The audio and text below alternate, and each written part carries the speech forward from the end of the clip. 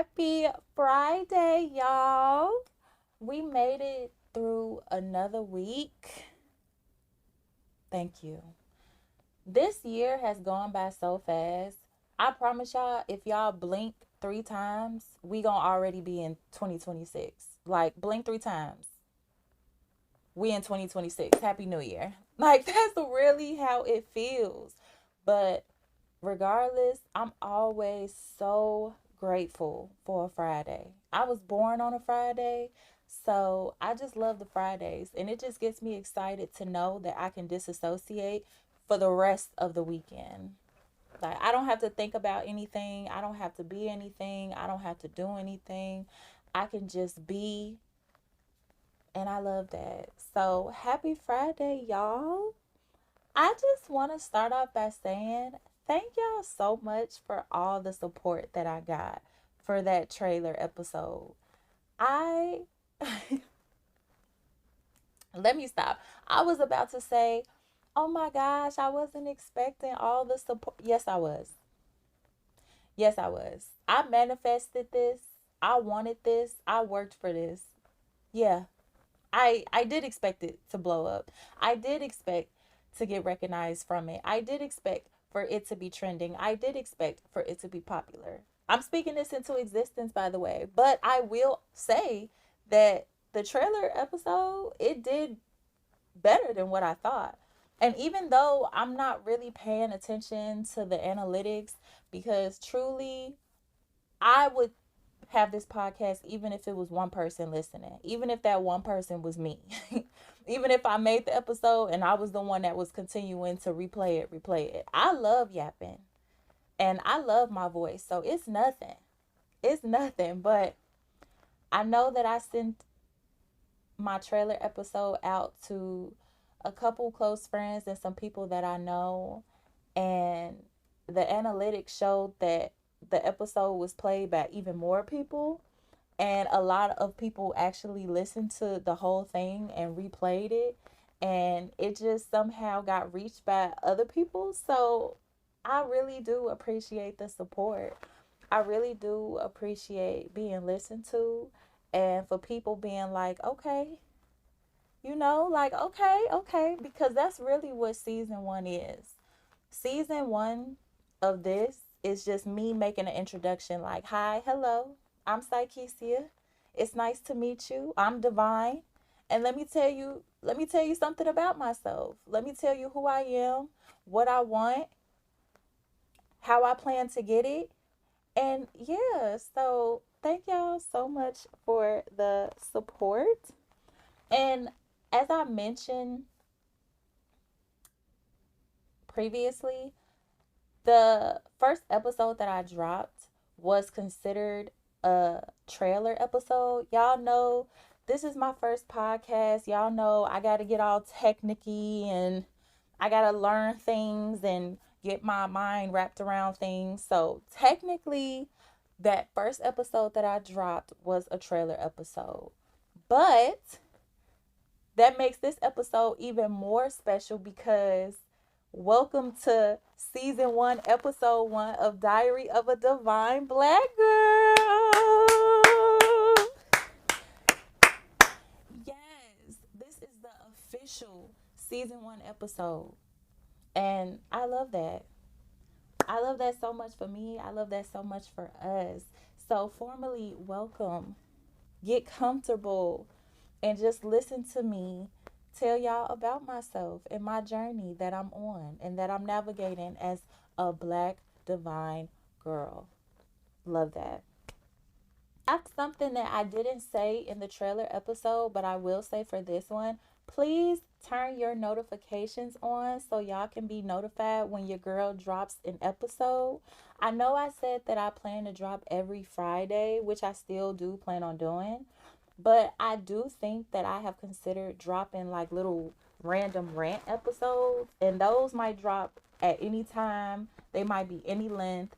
And those are basically just going to be little filler episodes where I talk about things that might be going on with me in the present day or memories that might pop up from the past and things like that. Just rants. And y'all need to be notified when I drop those episodes. So don't forget to please turn on your notification bells, the notification action button, so you can know when your girl is dropping. Okay, you don't want to miss this amazing experience. You don't want to miss me.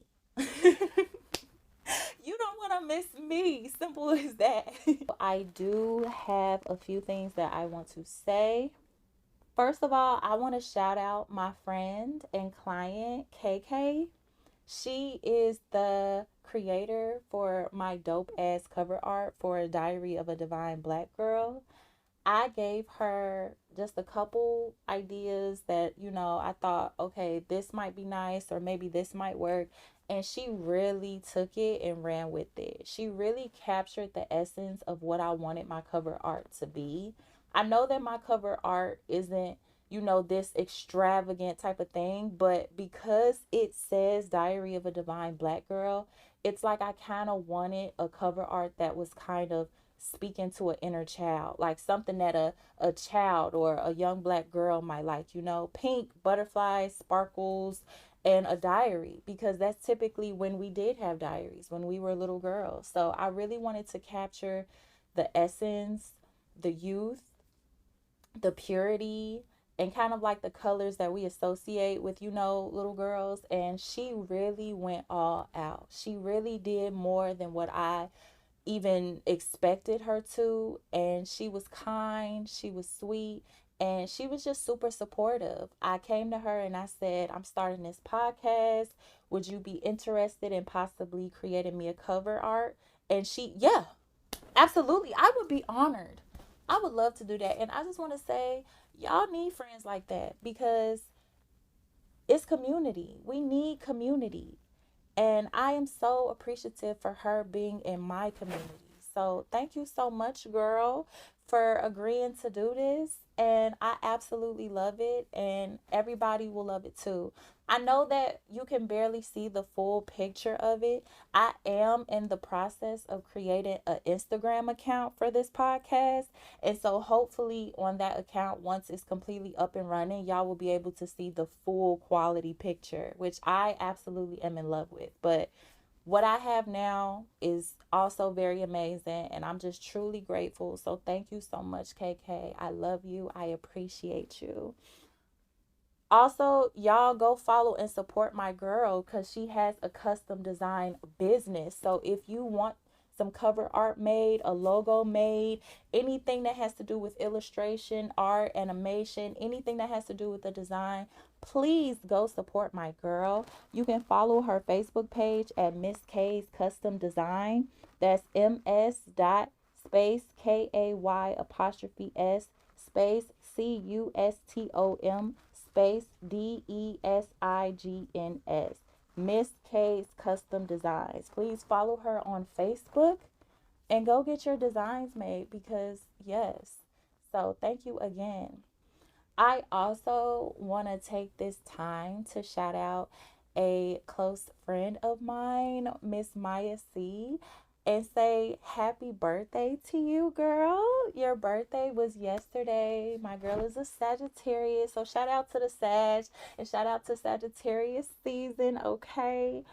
I absolutely adore you, and I hope that you had an amazing birthday. And just thank you for also supporting me and supporting my podcast.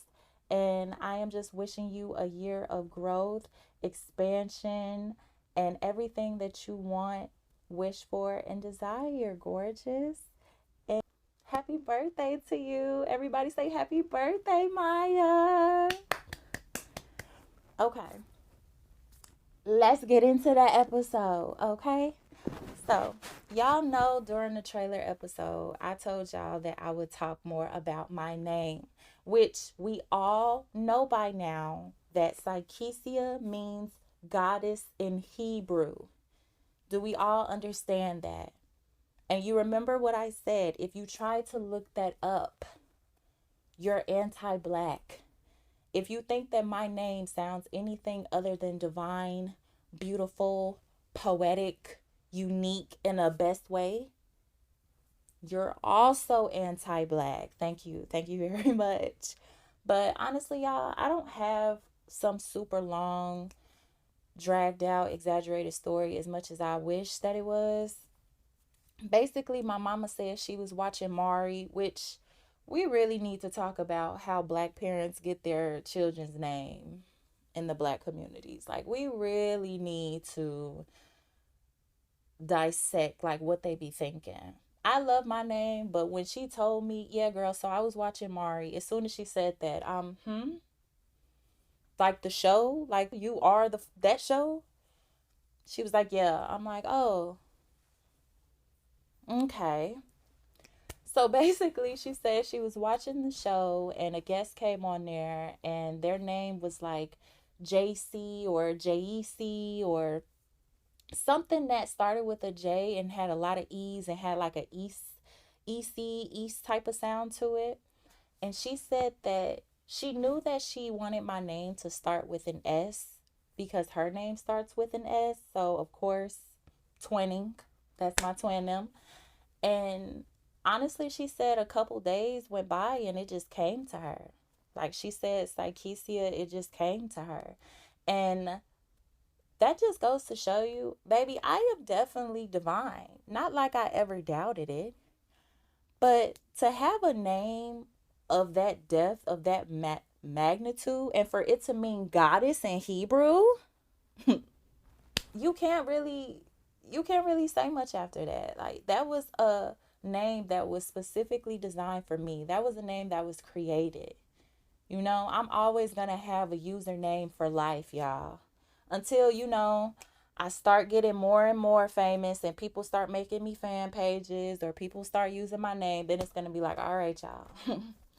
Okay, y'all, like can I have a username again? Y'all are blowing my name up. I appreciate it, but now I don't have a username anymore. But that's basically the story of my name. She was watching Mari, she got inspired, and then it just came to her a few days later. And honestly, that will always be one of the best things that I could ask for coming from my mom. It's just gifting me with such a beautiful, unique name that just fit perfectly for a beautiful, unique girl, black girl. So I absolutely love that. And just to give y'all some little few sprinkles of details about me, I am 25, no kids. No kids. One more time, no kids. 25, no kids. A bachelor's of liberal arts and sciences at the University of Illinois at Urbana-Champaign. I am a Taurus, a April Taurus. I love my big Tauros. I love it. I don't really appreciate the discourse between May and April Tauruses because I thought in the club we was all fam. I don't understand why May think that they're superior. Y'all are nonchalant as fuck. What are we talking about here? What are we even saying? Like April's we the one who started this. We do this. But then again, I can't really say too much because I was born at the end of April. So I am kind of on that cusp, but I'm still gonna rep April. Period. I am the only child on my mother's side. On my father's side, I have tons of brothers and a couple sisters, but I didn't grow up with my father. I grew up in a household with just me and my mom. So I did grow up the only child. And I grew up in the south side of Chicago, okay? You heard the ah, okay? Yes, ka. There you go. Y'all got it. Ka. I'm from Chicago. The south side, the real south side, over there by Ashland, okay? By Richmond, by Sacramento. And that's basically the end of those little details because it's going to start getting real security answers to security questions in this mother. And yeah, I'm not in the mood for that. People already going to take my name to create fan pages and stuff real soon. Like, please don't take my identity, please. But those are just a few little sprinkle of details about me. I've been seeing a lot of Chicago trending on social media lately, specifically TikTok, I would say. I see a lot of people moving there, traveling there, visiting there, and really just falling in love with Chicago. Chicago, to me, is one of the best cities in the world. I love my city. I think that there is no city like my city, hands down. Chicago is such a beautiful place. It's a historic place. It's just a place of history and love and support and blackness. A lot of our great great grandparents, a lot of our ancestors, they migrated from the South to Chicago. The Renaissance took place in Chicago. Like, it's a very historic, very powerful place Chicago is. And to be born and raised from there, I love to see it, you know? And let's get into the food because I love food. I told y'all I'm a tourist. Love food. We have some of the best food in the world, hands down. We have some of the best food in the world. And I love the fact that we're not just known for one type of food. We're known for so much. You getting chicken, you going to Harold's, you going to Sharks, you going to Uncle Remus. You can even go to JJ's if you feeling spicy. We got hoagies there, home of the hoagies. You can get a regular hoagie, you can get a steak hoagie. Love a hoagie. We have amazing Italian beefs and not that Portillo's shit. We stopped eating that a long, long time ago. And even when we was eating it, we really even wasn't eating it. I did eat a lot of that in college though. I admit I did. I was a Portillo's girl in college, but I technically wasn't even in Chicago during that time. So we had pizza puffs, we have gyros, we have pizza. We have some of the best pizza. I don't care, New York. We coming for it. We have some of the best pizza known to man. Like, Chicago is just a beautiful city. The summers are my favorite time of year in Chicago because growing up, you had the fire hydrants being broken, and then you just had water flooding the entire street, and then all the kids just come out either in trunks or in bathing suits and just stumping in the water, playing in the water, splashing the water. We had block parties from block to block. You had different blocks, different streets, different blocks on different sides having their own different block parties either the same day or that same week. You got a flyer on your on your door that was like, look, we all finna have a block party, bring your kids out. You had the candy ladies that was always on the corner. It was always a sweet older lady that you know served chips with cheese and icy cups and fruities and blue balls. Like, it's just community. You could go downtown during the summertime and the springtime and just see all these flowers blooming, and it's all bright and sunny, and you see Lake Michigan, the water, the atmosphere. People are kind to you. People are nice to you to a certain degree. You got Lakeshore Drive, which I absolutely recommend people experience that. There was nothing like riding down Lakeshore Drive at nighttime with your friends, with your boo, and you look over to your right, you look over to your left, you see the lakes, you see the buildings all lit up. Like, we have the best skyline.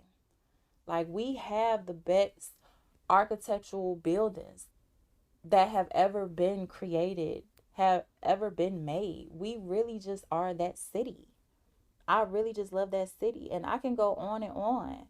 I will get this out real quick because y'all are not about to annoy me. Yes, I have been to O Block. It's called Parkway Gardens. Yes, I have been several times growing up. My auntie and my cousins lived there. It was a whole bunch of badass people, badass kids, rude ass people. So much, like, it was just so much activity. Parkway had so much activity. And I hated it. I personally, I hated it. But as I got older, I wanted to go more because it's just like, I kind of like this community now. You get friends around the block, and when the summertime came, we all throwing water balloons at each other and shooting each other with water guns and playing freeze tag, and it just, and more of the candy ladies. It became kind of like a community. So I would go over there. Yes, we have seen Chief Keef. Yes, I have seen Chief Keef. Great guy. Great guy. No, I never met G Herbo. No, I never met Dirk. No, I never met Vaughn. But all of those rappers have all been in Parkway in one way or another. But I have not met everybody. I'm not the Chicago landscape person. I'm not the senator for Chicago. I was young. I was not seeing my city the way that everybody sees it now. I always loved my city, yes, but when you're growing up in a city, it's hard to really take yourself out of it. Like I never looked at it like a tourist would. I loved my city, I did, but growing up in a city like Chicago is different, you know? And going into growing up in Chicago, before I even start this segment, I just want to make a disclaimer and shout out to my therapist. Hi, Dr. Hope. For giving me the proper language to be able to use as this disclaimer. Whatever you feel like Chicago people should be like, act like, sound like, I need you to erase that from your head before I say what I'm about to say, before I continue this episode. Because a lot of people feel like people that are from the hood, people that are from the projects, people that are from these big cities, like we all just act the same, we all talk the same, we all are just the same. That's incorrect. I was in the hood, very much so. I was around the projects a lot, very much so. But not everybody acts the same. Not everybody is the same. And what I was being taught in my house was different from what other people was being taught in their house. The friends that I had may be different from the friends everybody else had, you know? And really what this stems from is classism and stereotypes. I did not grow up speaking the way that people felt like a black girl from Chicago should speak. A lot of people actually ask me, "Oh, you not from the suburbs?" No, I'm not from the suburbs.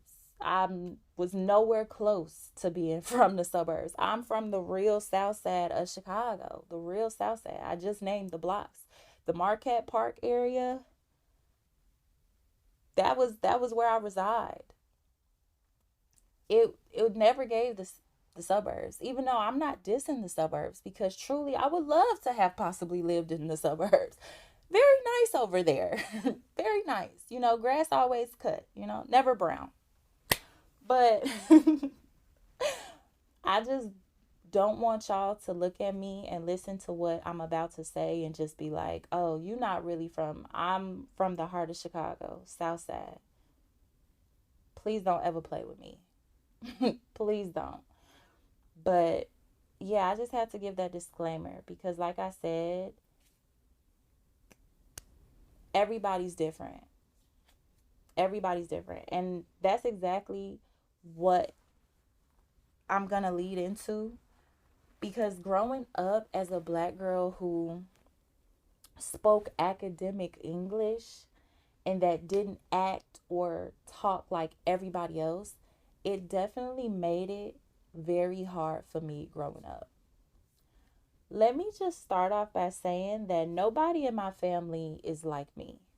And I don't mean that in this like, "Oh, nobody in my family is like me." Like, "Oh, I'm that girl," which all these things are very much true. These are all very true statements. But I mean, my personality, my aura, my essence, nobody else in my family was like me. I was very much the first of my kind growing up. But I will say that growing up in my household, my mother was very strict with me speaking academic English, no slangs, No slang talk, no barely abbreviations, barely conjunctions. Like, she did not play.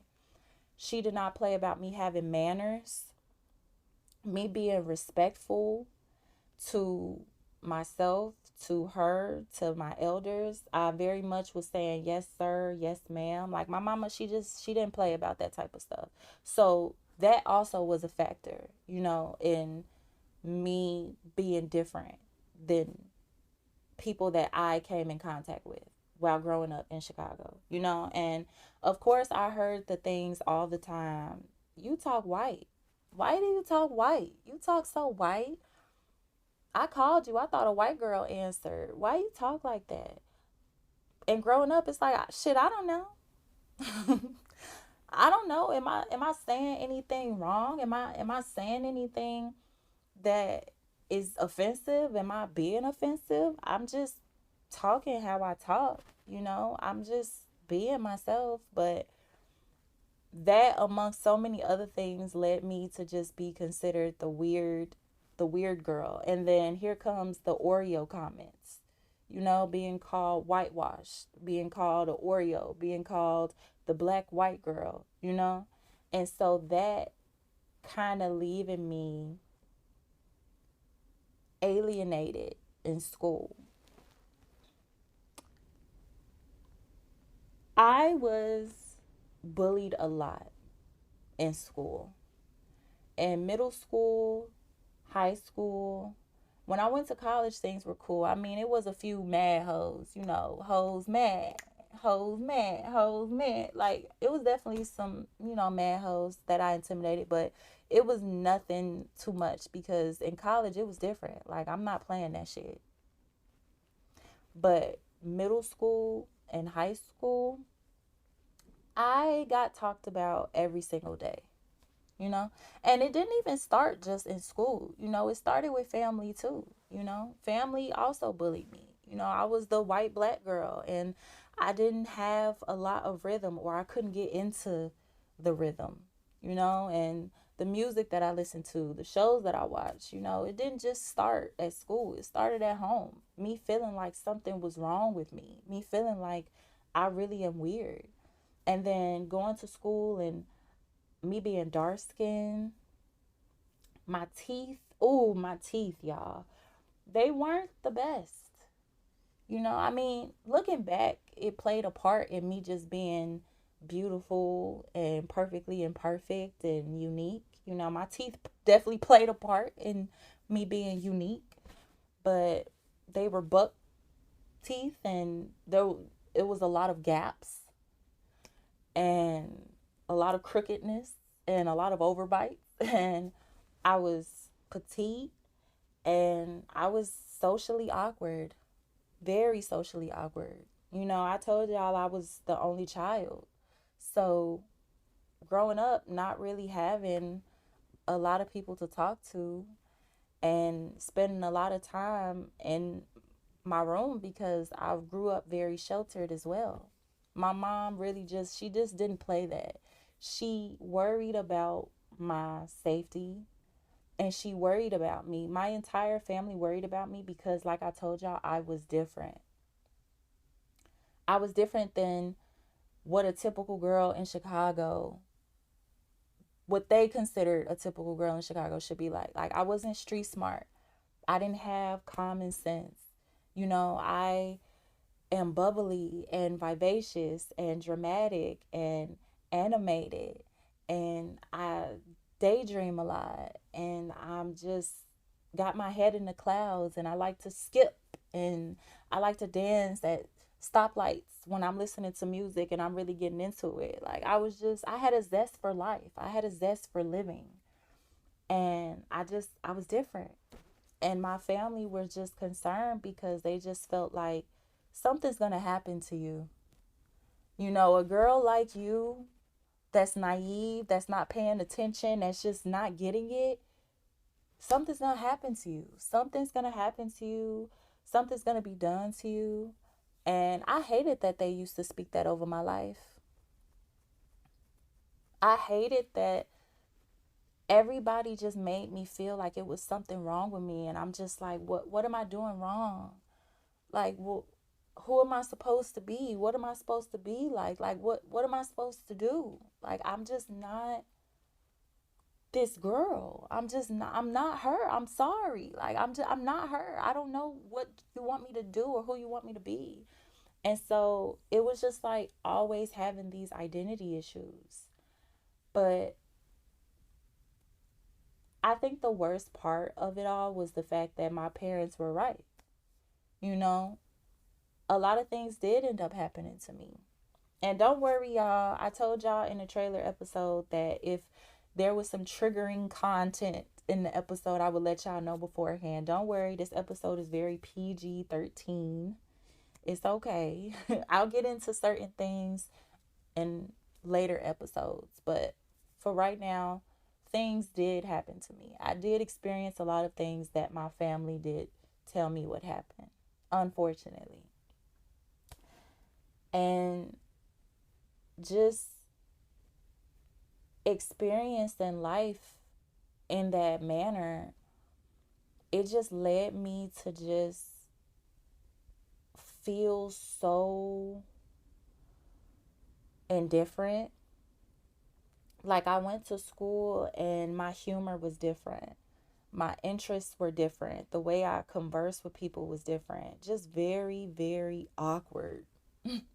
Socially challenged, not really knowing. I always knew how to hold a conversation, but it's like the conversations that we're having and trying to find other people who had similar interests. I really liked rom-coms and romance books, and I watched Disney Channel and watched the Disney movies. And for a long time, I had a bedtime at 8:30, and I got my first like flip phone, and then I got another phone thanks to my dad. But my mama wasn't paying for me to have no phone, so I wasn't socially out there. I was in love with Justin Bieber, and I copped everything that he had, every merchandise. I was a huge Belieber fan. Like, it was bad. I listened to Radio Disney and had a gang full of stuffed animals that I spoke to all the time. Like, those were, I guess, my only friends. That's that's that's what I grew up with. You know, I wasn't outside. I wasn't experienced. I wasn't learning about how dangerous it could be. I wasn't learning about how to really protect myself for real. It was kind of just me being this indifferent girl in Chicago, and that's why the disclaimer was made, because it's like, whatever you feel like different Chicago people should be like, everybody is different. I'm sure there are many other Chicago girls who felt that way growing up, very much so. And we were from the south side of Chicago, or the west side, which, the west side. But the south side, like, I'm sure it was other people who related. But growing up, I was the only one that I knew. I didn't have any friends that were like me. I never related with other people that just understood me. I never felt understood. I never felt seen. I never felt heard. It was just always me feeling like I'm just alone, you know? But one thing that I always have loved about me, and this is a trait that I still carry to this day because it's just in me, it's who I am. But I have always been super kind to people. I have always been very helpful, very respectful, and I just love love. I love love, and I love community, and I love to help people. I will open doors for you. I will hold something for you and ask you if you need any help with anything. Like, I just have always been that, and I love that about myself. I really do. I am truly a caring, kind, genuine soul. I have always been a gentle soul, an old soul too. Like, I'm born in the 2000s, but baby, I've been here before. Okay, I didn't been before. Like, my soul is very old. I'm very wise. And I've always been told that, but it's just I was my head was in the clouds, and I just grew up you thinking that all of the things that were supposed to be positive things were negative things. And so, like I said, I got bullied a lot. I got bullied for my hair. I got bullied because, a lot of girls were wearing their uniforms. We had uniforms. A lot of girls were wearing fitted uniforms, and I was coming to school with flats and dicky pants that were maybe twice my size and shirts that were big, and I wore winter coats that went down to my ankles. And because my mom was just always like, this ain't a fashion show. Like, I'm dressing you for the weather. I'm not dressing you to feel comfortable. I'm not dressing you so you can look like everybody else and try to get all these boys' attention and blah blah blah. Like, I'm not dressing you for that. I'm dressing you for the weather. Which, like, can you really shame her for that? Like, it was a mother that was being a mother. And not saying other people's parents weren't parenting them right, but my mom, she was just on that with me. She was just very strict. And also because of things like that, made me also an outsider. Growing up, all I did was want to be like everybody else. Like, I wanted to wear fitted clothes like the other girls. I wanted to wear certain sneakers like the other people. I wanted, to kind of, I guess, get some of the attention that they did get when they did wear those uniforms. Like, I wanted to feel normal. And that was something that I just never had. Growing up in both middle school and high school, I never really had true friends. I had a lot of frenemies, which I can't really even say were frenemies because they were never really friends. I would befriend the people that would bully me, the people that would make fun of me, the people that would talk about me to my face. Like people who would make me feel bad and laugh at me and taunt me and call me ugly. Oh, I got called ugly so much growing up. It got to a point where I genuinely believed it. I was like, you know what? Okay, I'm ugly. I'm ugly. I am this dark, skinny, ugly girl with these fucked up teeth, and I'm ugly. I'm ugly. I don't smell right. I'm just this ugly hillbilly ass girl. I really did accept that about myself. I did. Because you get told it so much, you start to believe it. And I didn't really have a mom that was speaking life into me, that was telling me that I looked so beautiful, that was telling me that I was this and I was that. It was kind of just like, oh, don't worry about what they think, and that's it. How am I not supposed to worry about what they think? Everybody is saying it. It must be true, right? I'm not really hearing it from you that I'm beautiful. I'm not really hearing it from you that I have these unique appearances about my face and I should embrace it. I'm not really hearing that from anybody in my family for real. I had a family that was more so like, you should just know you beautiful. We don't need to tell you. We don't need to. It's not that type of family. Just an emotional, neglectful family that just were not in tune with their emotions and just were not as aware to those type of things as I was. It was different growing up, being different from my family, because it's like they look at it like we don't know how to deal with you. With my mom, I don't know how to deal with you. You crying, you emotional. I don't know how to deal with this because my mother, she wasn't tapped in emotionally. She was emotionally neglectful. So it was like coming to her, telling her I'm being bullied is kind of just like, oh, forget them and do this and do that. But it was just never what I feel like I needed.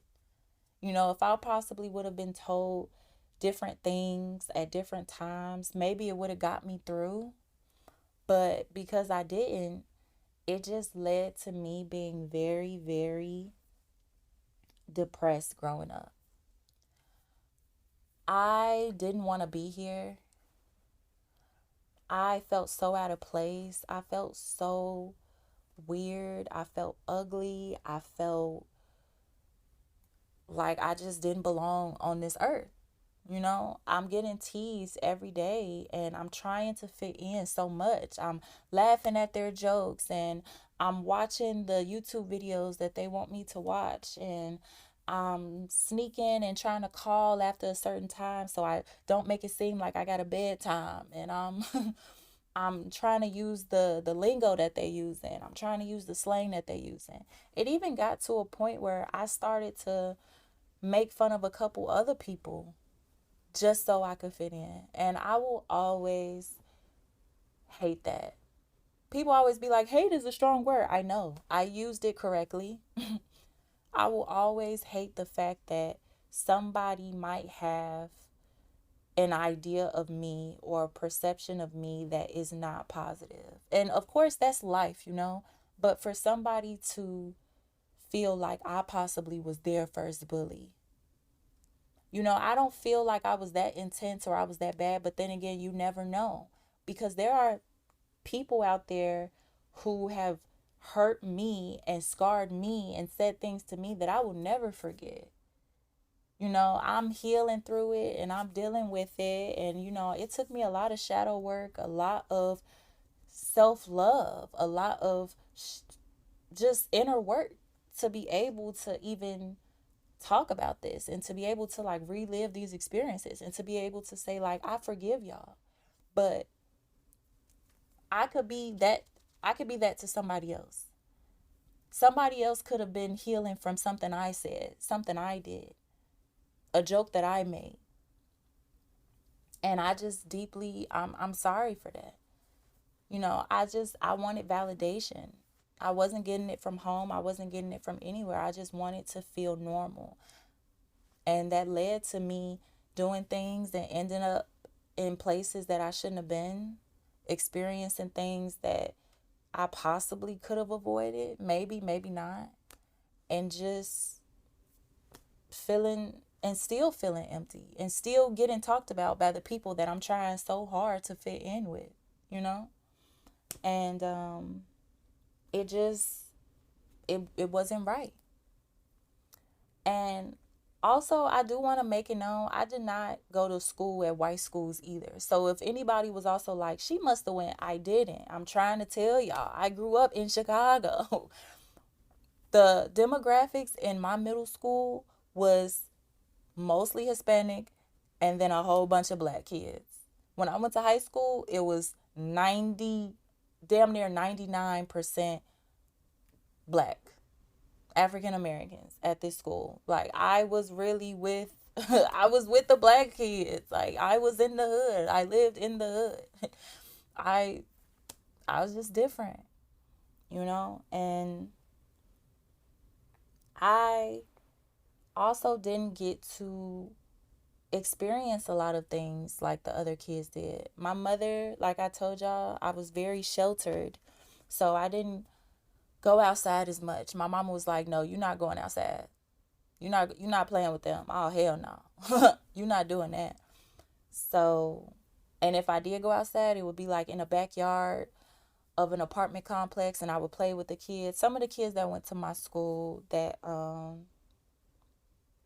lived in my apartment complex, I would play with them sometimes, and I would go outside with them and stuff like that. But even sometimes they would talk about me. Like, those wasn't my friends. I didn't see them in school and we was all buddy buddy. It was kind of like when we at home, we'll play together, and when we go to school, I don't know you.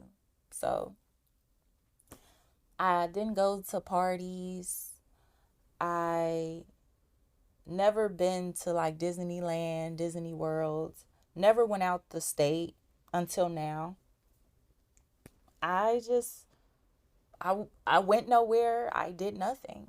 I often refer to myself as Cinderella because in one of the houses that my mother and I moved into, my room was like an attic that was turned into bedrooms. So I had two bedrooms, a big open space, double closets, like the whole space was mine.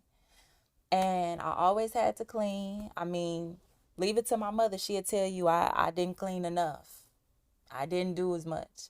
And then I didn't have an evil stepmother. Or I didn't have siblings, but my mother was pretty. And I know some people might listen to this and just be like, how could you be depressed? Because there are some people who don't have a heart or compassion for that matter. So some people might hear this and be like, girl, you was the only child. You know, you just said you had a whole space to yourself. Like, what's the problem? Don't ever compare yourself to somebody else. Don't ever compare your story or things that you feel like, oh, if that was me, no, because I was unhappy. I was depressed. A lot of things happened to me that you possibly wish would never happen to you. And that's why you don't compare. That's why you don't look on the outside and make all these inferences about what you would do if you were on the inside, because y'all weren't in my shoes.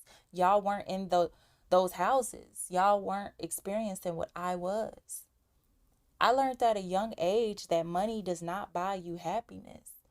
Yes, I was spoiled as the only child. Yes, I was. My mother was, I would say she was like semi middle class. She did what she had to do to keep a roof over our head and food on the stove and clothes on my back and give us extra too. She worked her ass off. She worked hard. She was a hard worker. My mother was an independent single mother making it happen.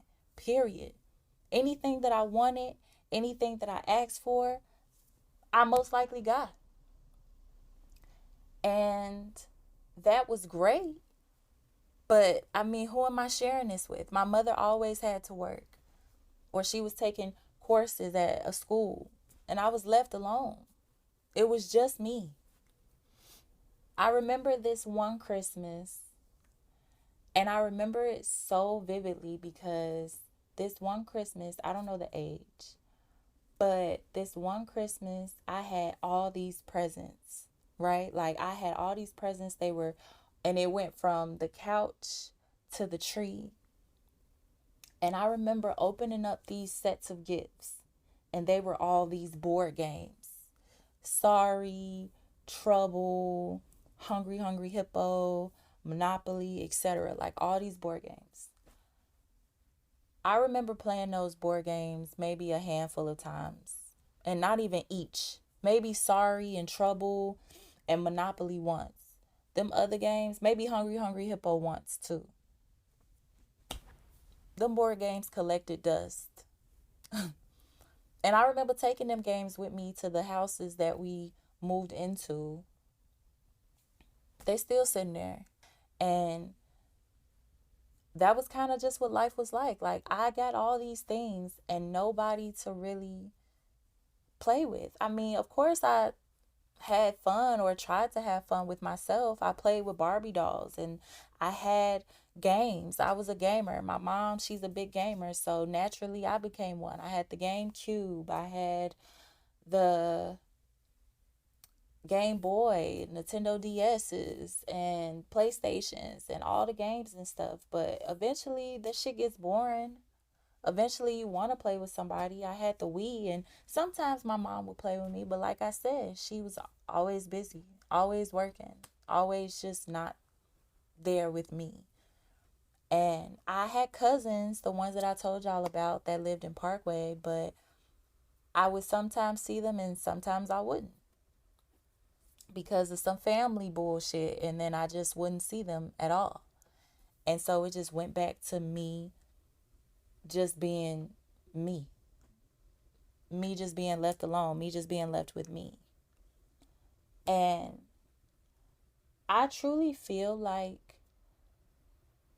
there are so many people that have grew up with a story similar to that, similar to mine. I feel like a lot of the black sheep, a lot of the generational curse breakers, a lot of the chosen ones grew up being weird, different, awkward, you know, quirky, just not fitting in. But that's because we were never supposed to fit in. We were always supposed to stand out. We were always supposed to create our own lane. But when you're growing up, you're not thinking about that shit. You're not thinking about being individual. You're thinking about these kids are doing it, so I want to do it. There was a big part of my life that I was a follower. This is true because I just wanted to be accepted. I just wanted to be liked. I just wanted to have friends that saw me for me, you know? But the entire time I had this light. I had this power. I had this essence. I was this divine black girl without even truly knowing it. And all my superpowers were made to make me feel like they were my weaknesses. Everything that made me glow were things that made me depressed because I was conditioned to feel that way. There was nobody else around me. It was like nobody else to navigate and teach me certain things and this and that. It was just me. And of course, I'm young, so I'm not thinking, oh, it's okay to be different. It's okay to be unique. No, I'm succumbing to everything that people are putting onto me, every projection. And, as I grow up, I have truly learned and still learning to forgive all those kids who made my life hell because I understand that it's not just the kids. A lot of people are raised with equally fucked up parents who they hear stuff, they see stuff, or they're hanging out with other people who are doing stuff or saying stuff. So they're following just like I am. Like, and it's just like you're young and you're kids. And it's not a entirely big excuse, but it is part of it. It is my way of humanizing them because we were all kids. But I did get the short end of the stick. I did get hurt a lot. I did get teased a lot. Some of my best friends were the ones that were plotting on me and stabbed me so deeply. The guys that I like would laugh at me and start rumors about me and get me beat up and make posts about me. And the people that I liked would be my biggest bullies, high school included. And when it comes to growing up in a religious point of view, I didn't grow up very religious. I didn't grow up in a religious household. Me and my mother and my family, we were considered Baptists. I think my grandmother possibly might be considered Christian. Bless her soul. But for the most part, I think my family was Baptist. But I can more so speak for my mother and I. We were Baptists.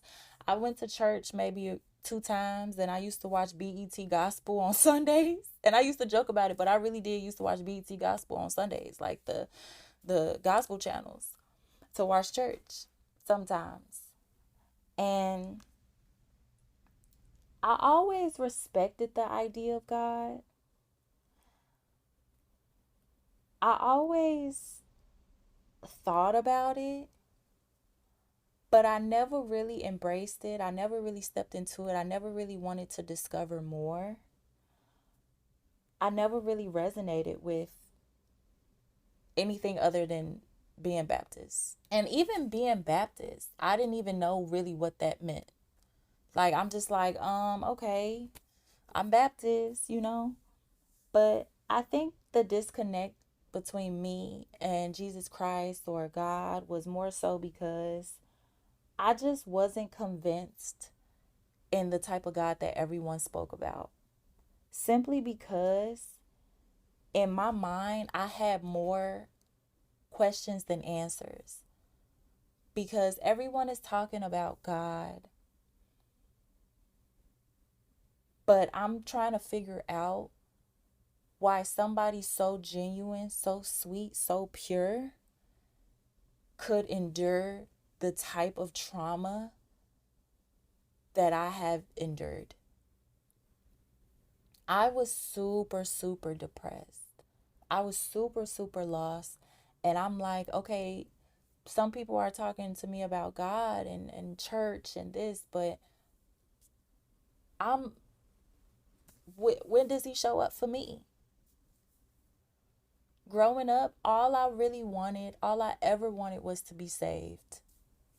Saved from whatever it was that I was just going through, whatever it was that just stopped my light or dimmed my light. Just wanted to be saved and just taken out of there. That's why I was always in the clouds, always daydreaming, because it was better there for me. It was a better reality there for me. I was happier there to be somewhere else other than where I am right now, other than life on earth right now. And of course, this isn't a bash on Christianity. I'm just saying what I felt growing up. I just didn't have a connection with God because in my mind, it's like nobody's coming to save me. And all of these horrific things are happening to me, and nothing is being done to them. Nothing is really, taking place. And as I got older, I would say in college, that's when I really had my true spiritual awakening. And to this day, I feel like I have found a relationship with God over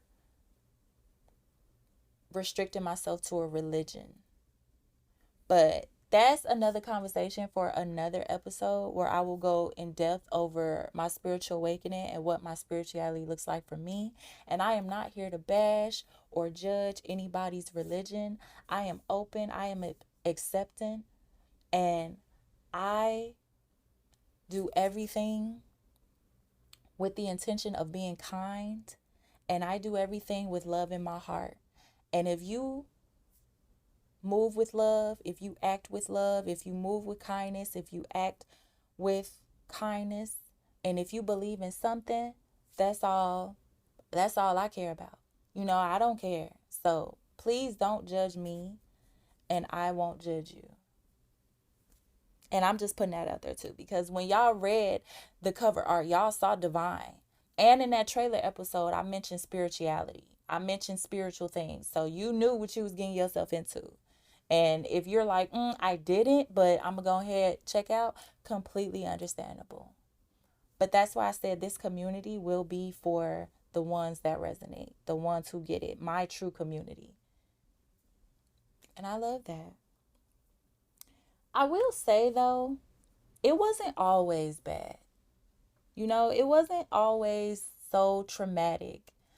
It was, and there are a lot of gaps when I think about my childhood. There are a lot of missing pieces. There are a lot of black holes. There are a lot of things I truly don't remember. But it wasn't always so bad. I did have a couple friends in middle school and in high school that made it worth going to school for, that truly were my friends, that truly did like me for me.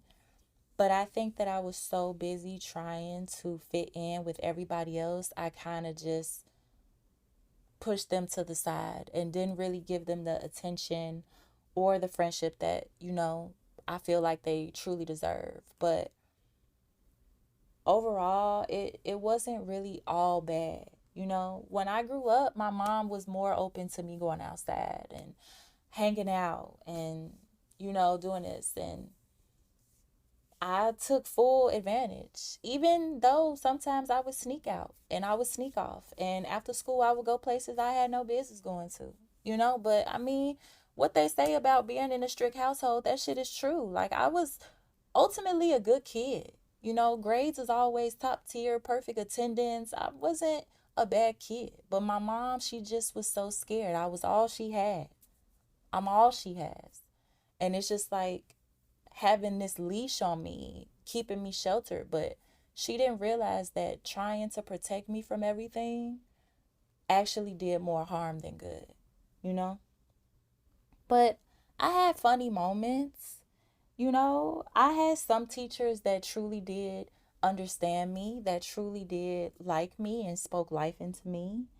I was able to go to my school trip in high school. I went to Six Flags for the first time. That was fun. It did rain. So I really got to enjoy maybe a ride or two, but that was a great experience. It's so sad for real. Like, that's so sad. But it's so real, y'all. Like, that really was like my first big trip. But I mean, I went to prom. I had a really great prom. I looked very beautiful at prom. And after prom, I went to Cedar Point in Ohio. And that was fun. Trying to make it sound good, y'all, because it really wasn't always bad. Like, I really tried to do all I could to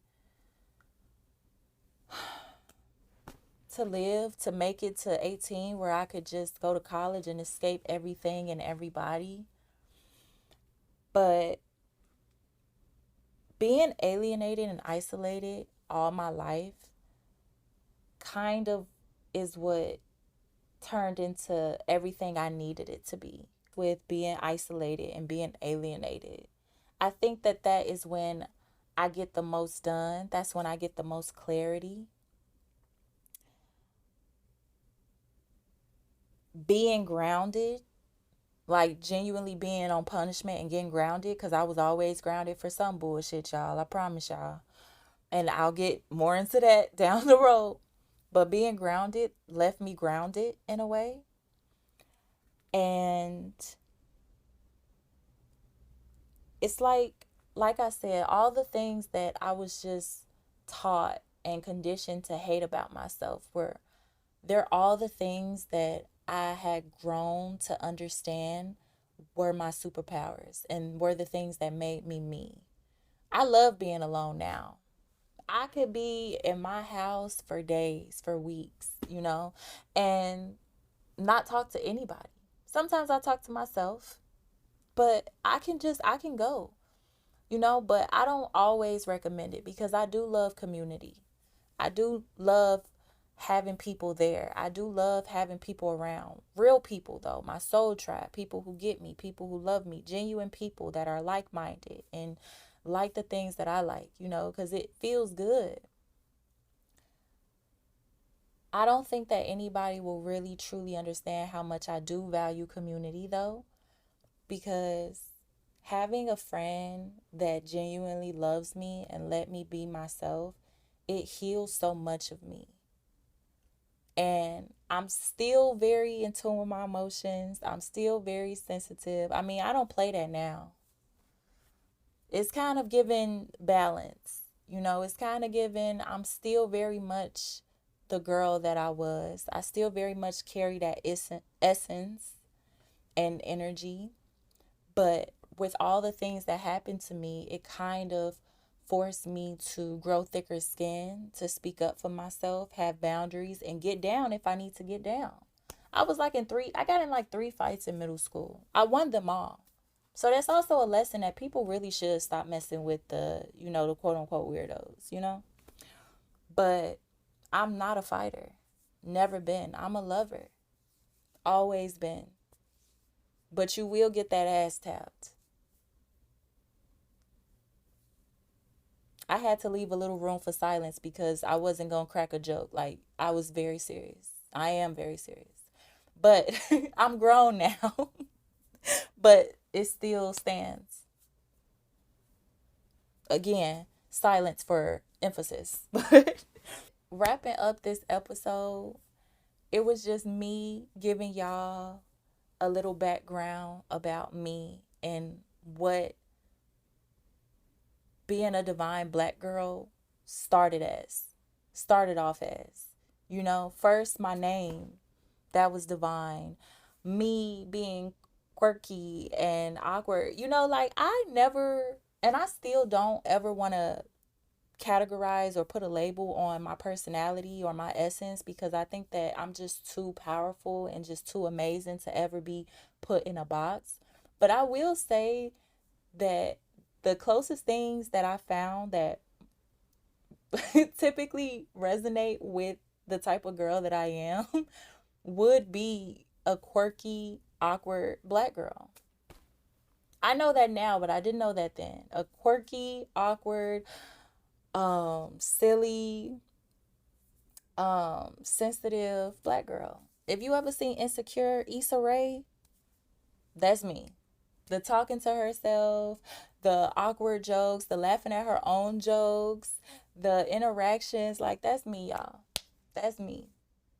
When I hit and some other people too, because my personality is bomb, okay? But I, for the most part, like, yeah, that's what it is. But I'm so much more than those labels, but those resonate with me. But I'm just letting y'all know how it starts. I know it's a slow burn, but I promise you, as you get down the line, the episodes are going to get a little bit more intense. And you're going to wish that it stayed PG-13. Maybe, maybe not, though. Because the whole point of this podcast is for me to just create a authentic space and use this space as a healthy outlet for me that will be healing for not just me, but for others. And to have other people resonate and finally find their community. If you don't know why you were the way you were, or why you went through the things that you did, and why you are the way that you are as an adult, and then you listen to this podcast and you're like, oh my God, girl, did you live my life? Yeah. Because like I told you, sis, you are me and I am you. We are each other. Okay? We are divine black girls, divine black women, divine women, period. You know? Like, this podcast is for everybody, but specifically speaking to my black girls, black women, yes, yes, I am you. You are me. I can only speak from a black perspective. So that's why I'm targeting my black women. But yes, if you resonate, you are divine. Thank you so much for tuning in to season 1, episode 1, official first episode of Diary of a Divine Black Girl. A reminder, do not forget to hit those notification bells. I do plan on dropping next Friday. And thank y'all all so much for the support. I really do appreciate y'all sitting and listening and vibing with me. And I really hope that you was able to take something away from this, because yes, a lot of the things that I went through were not okay. And yes, it took a lot for me to be able to even get to a place in my life where I was able to share these experiences without crying or getting triggered. I'm actually strangely calm right now. My therapist says that that means that I really am doing the work. So, okay. I really am, and I really done the work. So, okay. I like that. I like that. Period. But thank y'all so much for tuning in, and I will catch y'all next Friday.